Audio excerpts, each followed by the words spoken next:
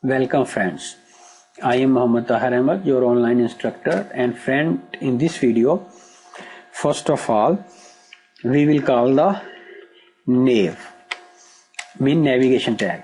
As you know that we are working on medium.css. So friend, I give it its top position, top 100 pixel.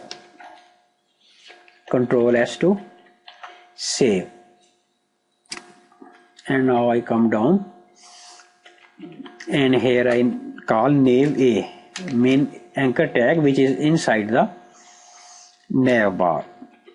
So I define it is margin right 5 pixel. Control S to save. So now friend, I come here and this space should be removed and I refresh this page. So you see that this space has been finished and this search box has come down, but it does not matter, we will decrease its size. So once again I come back to my Notepad++ and I come down, and friend, here I will first of all call the promo container class dot promo underscore container, and I make these two curly brackets.